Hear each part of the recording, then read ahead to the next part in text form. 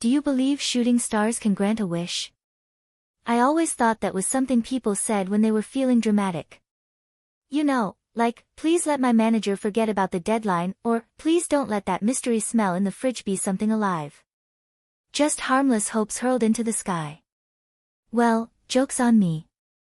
Because tonight, I might have accidentally been adopted by a beaver. Let me back up. It's been 3 days since I dumped Ken.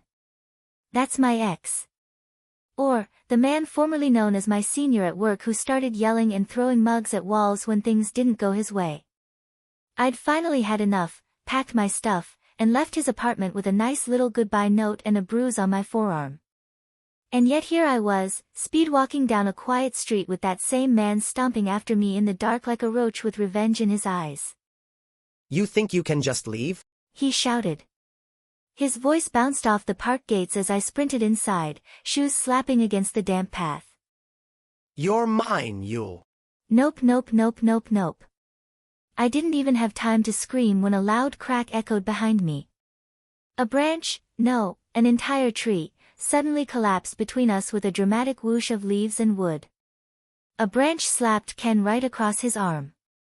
I turned, breath caught in my throat, and saw him stumbling back, swearing. And then I saw it. A beaver. Just sitting calmly on the other side of the log. Like it was his job to drop trees on abusive exes. We locked eyes. I didn't think. I just ran toward him. The beaver gave a weird little head tilt, very judgy, honestly, and I scooped him up like he was a loaf of judgmental bread. Ken howled behind me, clutching his scratched arm. You think you can run away from me for good? I'll find you. He stormed toward us, saw the beaver in my arms, and tried to kick it. Excuse me. Back off, it's an endangered species. I screamed, I have no idea if it actually is, clutching the beaver tighter and bolting out of the park. Somehow, I made it to my apartment without dying or tripping or getting sued for illegal wildlife handling. I slammed the door shut, slid to the floor, and only then looked at the furball in my arms. Why did I bring you home? I whispered. The beaver blinked at me. It was too late to take him back. Too dark, too dangerous, and way too likely that Ken was still lurking somewhere outside, ready to yell and break something. I plopped the beaver onto the floor like a soggy shopping bag. He just blinked up at me with his glossy black eyes and started nibbling at the corner of my welcome mat. No. Bad. That's Target brand polyester, you'll get cancer or something. He stopped, looked at me, then wandered over to the base of my couch and started sniffing. I groaned and sank onto the floor, legs crisscrossed, facing him. Okay, listen. You're not supposed to be here. I don't even know why I grabbed you. Adrenaline? Impulse? Maybe you have some kind of hypnotic rodent aura. He ignored me. Completely. Cool. Real man of mystery, huh? The beaver sat down on my rug, tail flopped out behind him, and looked, oddly smug. Like he knew I couldn't resist the, I saved a small woodland creature, guilt trip. You need a name, I muttered, eyeing him. I can't keep calling you, that beaver. People will talk. Well, I'll talk. To myself. Like a crazy person. He tilted his head. I squinted. You're small. Brown. You just fought off my abusive ex and nearly caused a deforestation event. My eyes drifted to his thick, flat tail and those little buck teeth. You know what? You look like a timber. He blinked. You fell a tree to save me. That's pretty badass. Timber it is. There was a loud thump as his tail slapped the rug once, hard, like a stamp of approval. I narrowed my eyes. Was that agreement? Another tail slap. I let out a weak laugh. Okay then. Timber it is. Avenger of heartbroken office ladies everywhere. He waddled over and plopped beside me, surprisingly warm and solid against my leg. I let myself relax for the first time all day. Maybe he was just tired. Maybe I was too. I can't believe I'm talking to a beaver, I muttered. And worse, he's the only guy I trust right now. He didn't move. But his tail thumped again. Next morning, my dish rack was rearranged into something. A log fortress in my bathtub. And I swear he was measuring my bookshelf with a determined look in his beady little eyes. But I didn't have time to worry about that. Because my phone had 8 missed calls. From Ken. And so began the weirdest, most stressful week of my life. It's been a week. 7 days of dodging calls, ducking around corners at work, and using the emergency exit stairs like I'm in some kind of spy movie. Ken somehow always showed up near my office right when I clocked out. Always with some excuse. Let's talk. You didn't mean it. Don't make me come find you again. Spoiler, I definitely meant it. I'd grab my bag, race past the convenience store, slip through alleyways, and pray he wouldn't catch me. My apartment became the only place where I could breathe. Sort of. I say, sort of, because, I think Timber is nesting. At first, it was kind of funny. A stick here.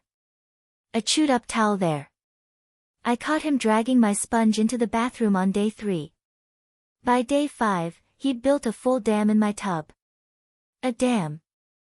Like, branches, my bath mat, parts of a broom I don't even remember buying. And that was only the beginning. I came home on Friday to find my pillow missing. When I checked the living room, Timber had arranged a fortress of couch cushions and my slippers. He was sitting on top of it like a king. I stared. He blinked at me.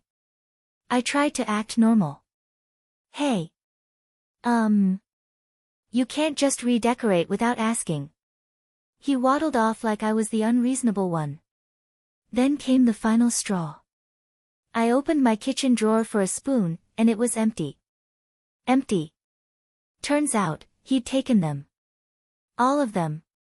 To his stash in the bathtub, where they were now lovingly woven into the dam wall like some kind of shiny spoon chandelier. I live with a tiny, hairy architect, I muttered.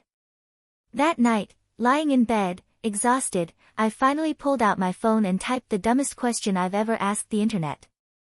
Why does a beaver keep building a dam in my apartment? I scrolled past the jokes and memes, until I found it. A Reddit post.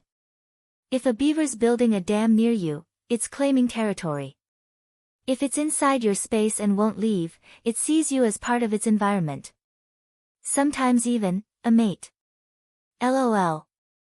Excuse me. I sat up straight. No. Scroll. Another reply. He's trying to impress you. That's like his love language. Bros nesting. You're his girl now. I dropped the phone. No. Nope. Nope. No. From the bathroom, Timber squeaked softly. I stared at the ceiling in horror. This was not part of the roommate agreement. Okay. Let's just calm down. He's a beaver. An actual rodent. Sure, he's a little bigger than average. And maybe he has unusually soulful eyes. And okay, fine, he hums when he chews wood, which is kind of adorable. But he's still a beaver. He cannot possibly act on any of those dam building, spoon stealing, mating behaviors the internet was freaking out about. Right? I stood in my kitchen, staring at him over my cereal. He stared back, chewing on a chopstick he'd stolen from last night's dinner. His little tail thumped against the cabinet like he was proud of himself. Listen, Timber, I said, pointing a spoon at him, the only one I managed to rescue. You can stay here. But we are not doing any of that Discovery Channel nonsense, okay? He blinked, completely unfazed. I mean it. Later that evening, after I came home from another exhausting workday filled with dodging Ken's ominous texts and glares across the office lobby, I threw myself on the couch with a groan. Ugh. I hate men. Except you, I said, glancing at Timber. You just chew things and steal towels. That's manageable. He waddled up and climbed onto the couch beside me, flopping dramatically against my side. Honestly? Kinda comforting. I flicked on a streaming site and picked a random rom-com. We watched in silence, him munching on one of my socks like it was popcorn. Then, the main characters kissed under a meteor shower. Timber squeaked softly. Oh, those? I smiled and pointed at the screen. Those are shooting stars. People say if you make a wish when you see one, it'll come true. He stared at the glowing sky on TV, eyes wide. I used to believe in that stuff, I mumbled, stretching. When I was a kid. Now I just wish my ex would disappear into a sinkhole or something. Timber made a noise that I swear sounded like an approving grunt. 3 days later, it happened. The actual meteor shower. The news said it would light up the whole sky that night. People were camping out to watch it. I, however, had no such plans, until Timber started yanking on my pajama pants and dragging me toward the balcony. Okay, I get it, I muttered, grabbing a blanket and stepping outside. The city lights made it a little hard to see, but when the first streak of light tore across the sky, I gasped. Timber stood beside me, perfectly still. Another star. Then another. Wow, I whispered. Make a wish, Timber. I glanced down. He had his paws together. Like, in prayer. Pfft. What are you wishing for? 1,000 sticks. He closed his eyes. A breeze rolled across the balcony. I turned to look at him again. And he was gone. Timber. I took one cautious step forward. And screamed. A man. Naked. In the middle of my tiny balcony. With wet brown hair, golden eyes, and a completely unbothered expression. He looked me straight in the eye and said. I have built you 12 dams. Will you mate with me now? I screamed. Like, deep, diaphragm-tearing, cartoon character just saw a ghost type of scream. My throat scratched halfway through and I had to breathe back in just to keep going. He didn't even flinch. The man just stood there, dripping. Was he sweaty? Wet from damn things? I don't know, looking serene as a cult leader. I have built you 12 dams. He repeated, tilting his head. You slept next to me. You accepted my logs. It is customary to mate.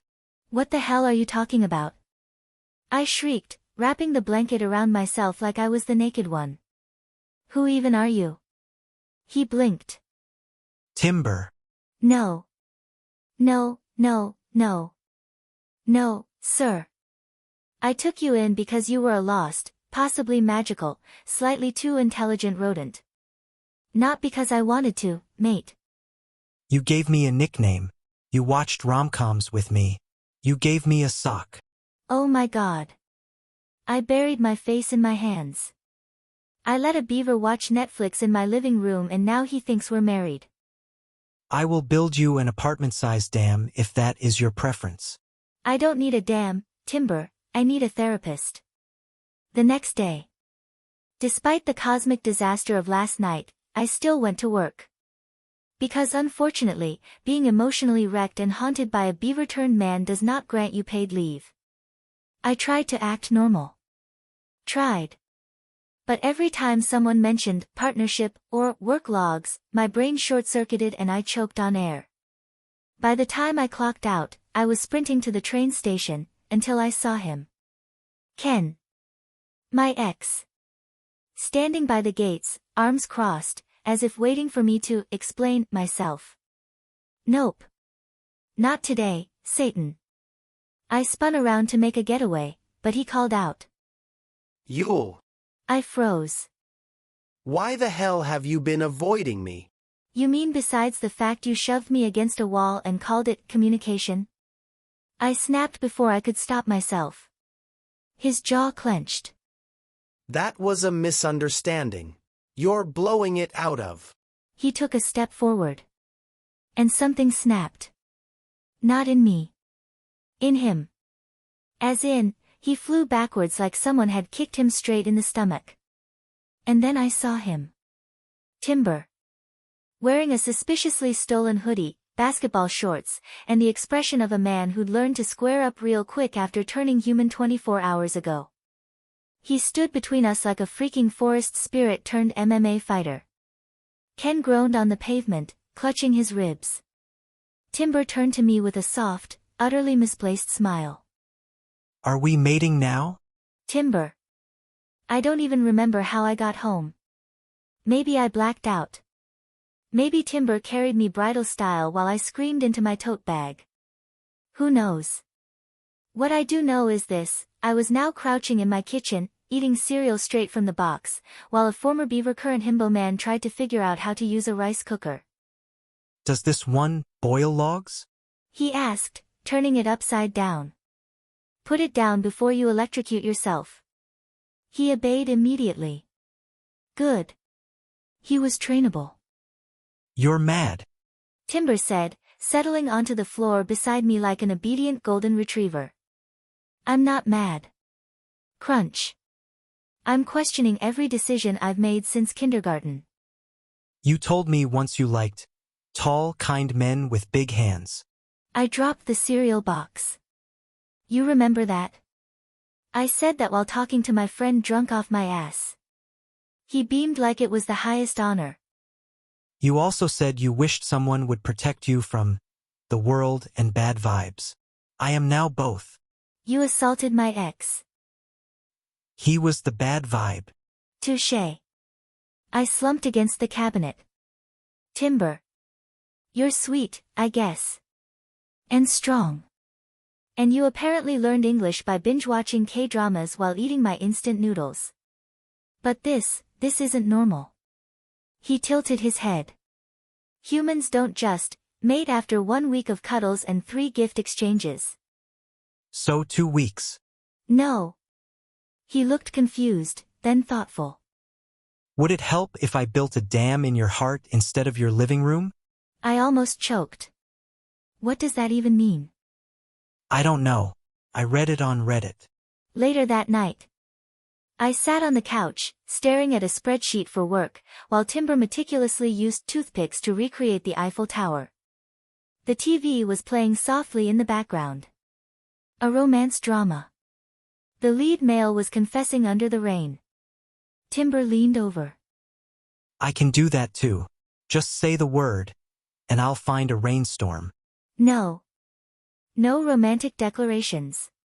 He looked a little hurt. Then brightened. How about I punch another ex-boyfriend? You have one. That's enough. So we are dating. I need to move out. Look, just because a magical shooting star turned a beaver into a hot guy doesn't mean I'm going to fall for him. Right? Right. Right? I stood at the edge of my kitchen, arms crossed, glaring at Timber, now fully human, fully dressed, thank God, and fully insane, as he tried to fix my broken cabinet. With a tree branch. Not a tool. Not glue. A whole tree branch. I'm strengthening the structural integrity. He said with a proud nod, jamming the wood in like he was fortifying a dam. I pressed my fingers into my temples. Timber. Sweetie. We have nails and screws for that. I trust the branch more. He replied solemnly. It knows what it's doing. Okay. So he might still be a beaver on the inside. To be fair, he looked very much not like a beaver. His long brown hair was tied loosely at the nape of his neck, and his green hoodie and sweatpants somehow made him look like a cozy forest spirit who accidentally got hot. His sharp golden eyes softened every time they looked at me, which was honestly dangerous. Also dangerous, the way he followed me around the apartment like a guard dog with a six-pack. Are you going to stand outside the bathroom again? I asked him later that night, brushing my teeth. He leaned on the doorframe. What if he comes back? He won't.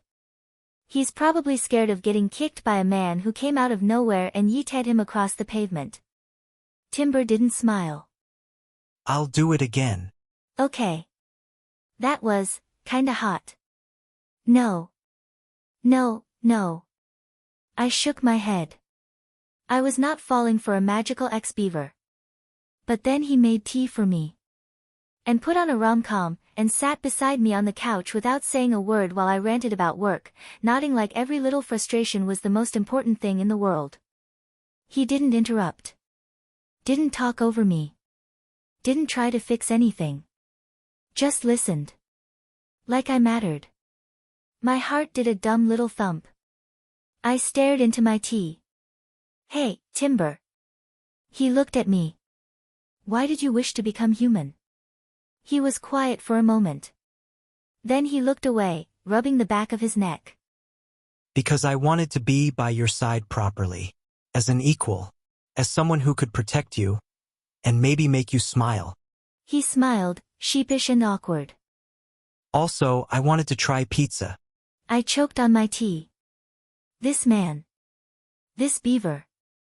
This bizarre magical creature. He was going to break me.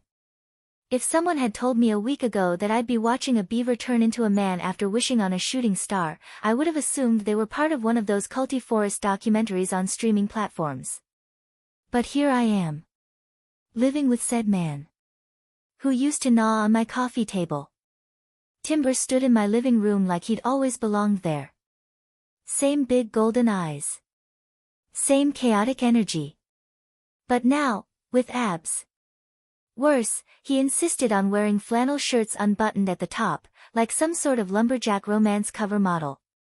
And every time he smiled at me, every time he said my name in that weirdly deep voice, I short-circuited a little. I'm going to fix the kitchen cabinet. Timber said one morning, already rolling up his sleeves.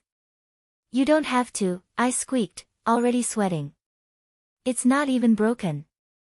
It squeaked. You hate squeaking. He wasn't wrong. And that terrified me more than the time he built a dam in my shower.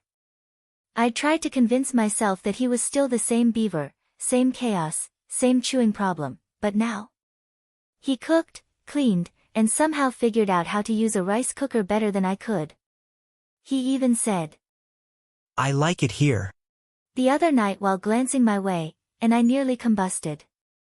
That night, we watched a nature documentary. Mistake. Because guess who showed up on screen? Beavers. And guess what the narrator said in that serious British tone? When beavers find a lifelong mate, they build structures to impress and protect them. I immediately side-eyed Timber. He side-eyed me back. I turned red. He looked, pleased. No. Nope. Nah.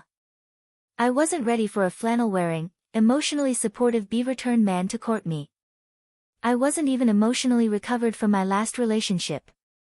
So I did the mature thing, I buried myself in my laptop and pretended to work while Timber hummed happily, fixing a wobbly chair. The next day at work, I tried not to think about Timber. I tried not to think about his soft eyes or how he learned my coffee order or how he said, I'd chew the world down if it hurt you. Okay, that one almost made me cry. But of course, life isn't a smooth river. Ken was waiting by the office door. Yule. He said, trying to sound tender. We need to talk. I froze. My fingers twitched toward my phone. There's nothing to talk about. He stepped closer. You've been avoiding me. You know I can't stop thinking about you. Back. Off. Ken's eyes narrowed. Is it about that guy? That freak who lives with you now? You think I haven't seen him? Before I could say anything, there was a crunch behind us. Timber. Still wearing flannel. Still taller than Ken. And currently holding a broken stick like a club. I asked her once. Timber said calmly. If she wanted you gone. I'm asking again, Yule. Do you want him gone? Ken laughed, but I could see the unease creep into his face. I nodded. Timber smiled, just slightly, then stepped between us and said. Then disappear. And Ken, maybe realizing the man in flannel was not okay in the head, turned on his heel and left without another word. Timber turned back to me. Sorry I was late. I made us lunch. I blinked at him. You made lunch? He nodded. With acorns. And pasta. Call it beavettini. I burst out laughing. Maybe I was falling for him. Maybe I was insane. Maybe both. Ken didn't take the hint. He kept sending texts. Calling. Even left a voicemail saying he still loved me and that I was clearly being manipulated. The last one ended with, If I see you with that flannel freak again, don't blame me for what happens. I didn't tell Timber. I should have. But every time I looked at him, humming happily while reorganizing my bookshelf by vibe, not alphabet, I couldn't bring myself to dump more anxiety into our already weird living situation. Timber, for his part, was adjusting. Sort of. He tried using forks but still preferred his hands. He wore pants now, thank God, but they were always too short. He claimed the tightness increased agility. I didn't question it. But more than anything, he tried to understand me. He asked about my job, my hobbies, my weird obsession with crime podcasts. He sat through my favorite drama and cried harder than I did. He even offered to chew through my ex's car tires, which, okay, was concerningly sweet. So when Ken showed up again, this time waiting by my apartment door, I wasn't surprised. But I was furious. Ken, I snapped. What are you doing here? He smirked, like I was a kitten hissing at a lion. I came to take you back. You clearly don't know what you're doing with your life. Living with some weirdo who... Who what? Timber's voice came from behind me. He was carrying a broom. Not as a weapon, just sweeping. But the moment he saw Ken, he snapped it over his knee and stood like a very polite, extremely unhinged war god. Ken stepped back. Seriously? You're letting this psycho live with you? I'm not letting him do anything, I said, stepping beside Timber. He's here because I want him here. Ken's smile dropped. You were always such a brat. He growled. No wonder no one else ever. Crack. No, Timber didn't hit him.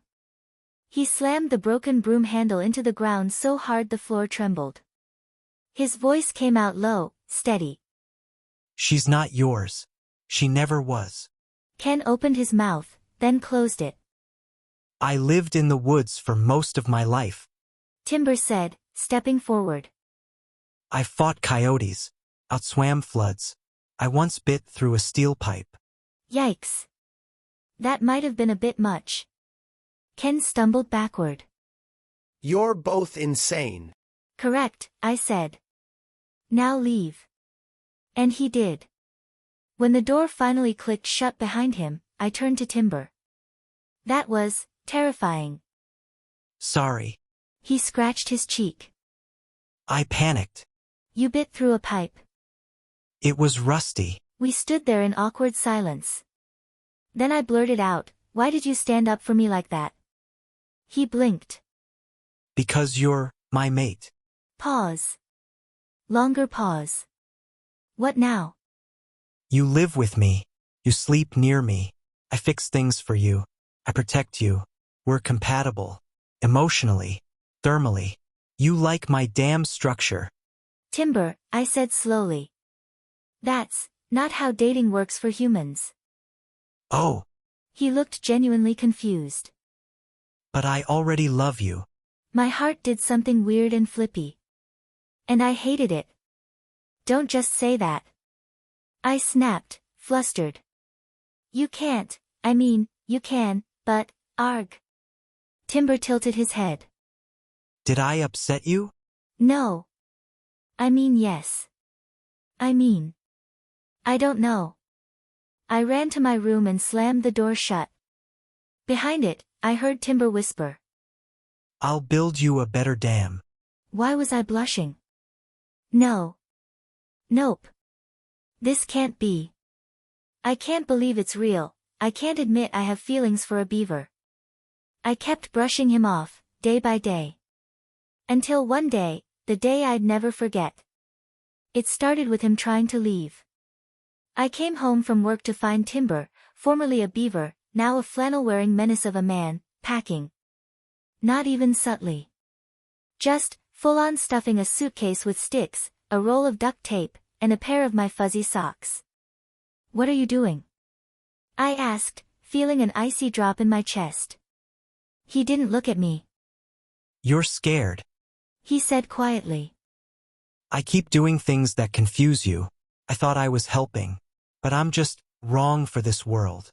"You're not wrong," I blurted, heart racing. "You're just Timber." He paused. Then smiled sadly. "Exactly." "No. Nope. Absolutely not. You can't just wish yourself into a human, drop into my life like some cryptid rom-com protagonist, fight off my ex like a knight with a gnawing habit, and leave. "I only did those things because I care about you." And I let you build a dam in my apartment because I care about you." We stared at each other. My hands were clenched. His were full of duct tape and regret.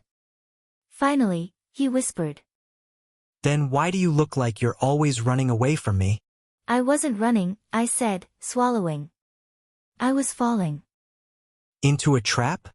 "Into you, you idiot." He blinked. Dropped the sticks. Took one step closer. "You love me." "I googled your mating rituals and still love you. That says something." "You said love. Present tense." "I meant it, damn it." He broke into the biggest grin I'd ever seen. "You said damn it." "Timber." He closed the distance, cupping my face in those large, calloused, somehow always a little bit damp hands. "I was going to build you the biggest dam in the world. He murmured. But I think I'd rather build a life with you." That's when I kissed him. And yes, it was perfect. Except when we pulled back, he asked. "Do I still get to build something?" I sighed. "Fine. But keep it under 3 logs and no more sticks in the bathtub." "Deal." He said, grinning like a man who just won the best tree in the forest. We moved. The apartment was too small for his, nesting habits. I still work my boring office job. He does, beaver things. Wood carving. Gardening. Watching nature documentaries and yelling at the inaccuracies. Ken's out of the picture for good. Turns out, when you have a man who can bite through steel and loves you without conditions, there's really no reason to look back. Oh, and we built a little dam in the backyard. For memories, he says. I tell him he's insane. He kisses me anyway. The end.